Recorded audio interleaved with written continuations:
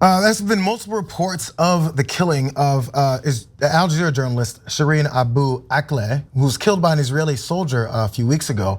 The Biden administration is coming out with more reasons, potentially excuses, for how this happened to help figure out what it is that actually went down. Let's go to some details in this statement that was released on July 4th over that holiday weekend. A US State Department spokesperson, Ned Price, said that independent third-party examiners could not reach a definitive conclusion regarding the origin of the badly damaged bullet that fatally struck the 51-year-old Al Jazeera correspondent in the face.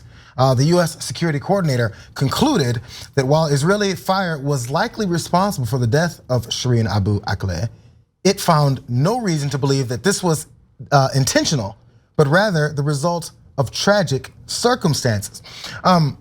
So, with these explanations that are coming from the US State Department, of course, there's pushback coming from folks that were there and also folks that saw things that went down and have seen these things happen before. Her colleague, Ali Samoudi, who was also shot during this entire incident but survived, he spoke up as well. The US statement is yet another proof that the United States can't be trusted with anything that has to do with the Palestinians. I was there personally and witnessed the whole thing. There was no one there apart from the Israeli force, and they were the ones who shot at us. And also, the Palestinian Journalist Syndicate claimed that Abu Akleh was the 86th journalist to be killed while covering Israeli operations in the West Bank, Gaza, and East Jerusalem since the territories were illegally occupied in 1967. So, Jake, you could imagine with Israel being one of the largest allies and strongest allies with the United States, that this is something that we might want to say to change the narrative of what went down. We did see the video of what happened, and that breakdown seemed pretty intentional too. Yeah, no, look, there's actually no question what happened here.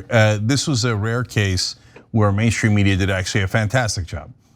Even CNN, Associated Press, Reuters, they all put out articles where they went through in painstaking detail showing how she got killed, and that led to an inescapable conclusion of why she got killed. So the Israeli Defense Forces lied about there being a conflict nearby. There was definitively no conflict nearby. They said, oh, it might have been an accidental shooting as they were trying to target someone else, but there were no militants in the area at all. It was shown that it was a sniper. They clearly targeted her. She's one of the most famous journalists, or she was one of the most famous journalists in the area. They've killed all these journalists before. There's no question that Israel targeted her, and they murdered a journalist. But there's also no question that there are a couple of allies that America has that completely control our politics. You're not supposed to say that. You're supposed to lie, and you're supposed to say, oh, I can't tell if Israel has an undue influence on American politics. I can't tell if Saudi Arabia has an undue influence on American politics. Well, I have eyes and I have ears. I can tell. So I don't care if you're offended by it. There's no way, we told you ahead of time, there was a 0% chance that the American government would defy the Israeli government. If the Israeli government says it was an accident, there is a 1000% chance that America is gonna say it's an accident. They're lying. The State Department for Joe Biden is definitely lying to cover up a crime for Israel. Now, again, don't get it twisted on religions and ethnicities and backgrounds and national, that's nonsense. Because the Saudis are Muslim fundamentalists. And Biden covers for them too. He's going to kiss their ass now. And what did they do? They also murdered a journalist. In fact, they chopped him up into pieces. And what did Trump do? They kissed their ass. What did Biden do? Oh, I'm gonna be tough on Saudi Arabia. He kissed their ass because the Saudis and the Israelis can do anything at all. And America will never object because we serve them.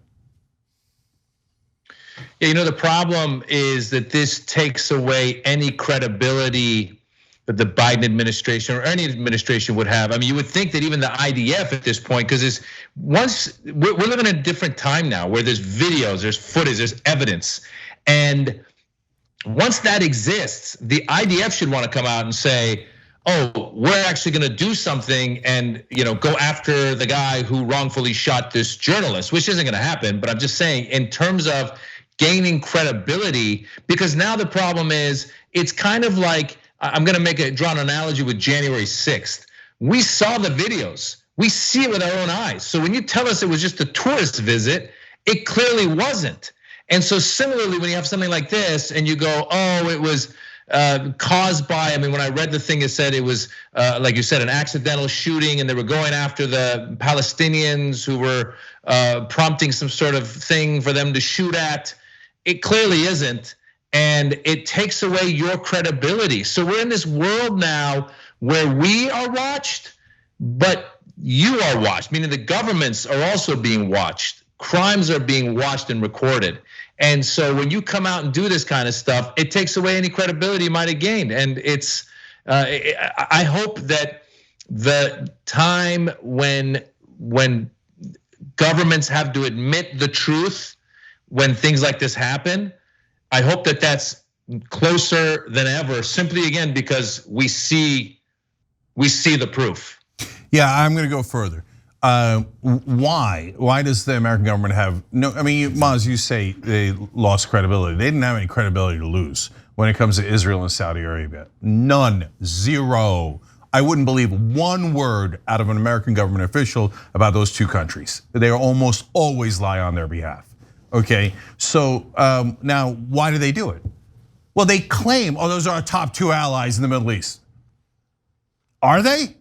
Are they? So Israel has occupation of millions of people. They say, oh, they say, why is Israel a big ally? They're the only democracy in the Middle East. Are they? No, they imprison several million Palestinians who refuse to give them independence. They have these open air prisons that they run. They don't, and then they say, oh yeah, we're occupying them. We're forcing them into ghettos. But we're a democracy. Are you? Are you? Why are you our ally? What has Israel done for America? I know what America's done for Israel. Tons of billions. Let them start any conflict, kill journalists, do anything. What has Israel done for America? You're not allowed to ask that. That's a very forbidden question, okay? Well, I just asked it. Okay, there it is. Boom. Oh, you want to cry? Cry, I don't care. Saudis, what the hell did the Saudis do for us? The ostensible reason was, low gas prices. Do we have low gas prices? When we had record high gas prices, Biden asked the Saudis to take action. They said no. They spit in his face. And now he's going to lick their boots. What have the Saudis done for us? So if you're, and by the way, the Saudi, 15 out of the 19 hijackers on 9/11 were not Iraqis. They were not from Afghanistan. They were Saudis. You know who killed our soldiers in Iraq? The Saudis. They funded a Sunni insurgency that murdered our soldiers. And then they chop up Jamal Khashoggi, the Washington Post columnist. What has the Saudis ever done for us? And the answer is the Saudis and UAE and other Gulf countries, and yes, friends of Israel, give tons and tons of money to American politicians through lobbies and groups like AIPAC, and then they give money to think tanks and they give money to lawyers and lobbyists. They drown DC in money. If you think the Saudis don't do that, you're an obvious liar. If you think that friends of Israel through their lobbies don't do that, you're also an obvious liar. Now you could say, oh yeah, but you're saying things that are forbidden, Jeng. I don't know, I know why they're forbidden. Because what they do is they fall back on false charges of anti-Semitism. Well, if you're gonna point out how we purchase politicians, by the way, again, it has nothing to do with religion. It has nothing to do with ethnicity. Muslim country does it, a Jewish country does it. Drug companies do it, oil companies do it, banks do it, bagel shops do it, clothing stores do it, everybody does it. Everybody does it. And you know who does it the most in America? Christians, because it's a 75% Christian country. So most of the people who do bribes of American politicians are Christians. But it's an open auction. If you're pretending it isn't, and if you're pretending that America didn't lie for Israel in this case, and if you're pretending it's not because of the money, you can say I have a good reason for pretending, I have a good reason for lying, but you can't say you're not lying, because you definitely are. I guess the question is, who have they convinced? Because it seems pretty obvious, I wonder. No, are you kidding me? Every stupid reporter in Washington, they would be outraged at this segment, Jerry. You're saying it's so obvious, right? Mm-hmm. Literally, almost every reporter in Washington would be, oh, he mentioned lobbyists and lobbyists in favor of Israel. And they would do sanctions, they would, and they would, if I was a congressman, they would do condemnations and resolutions, etc. Right? you're allowed to criticize the Saudis a little bit, right? But Israel, it's untouchable, untouchable. I'm tired of your false charges. I'm tired of your lies. I don't care. I don't care who's bribing the politicians. I care that they're being bribed and you're covering up for it. They murdered Shireen.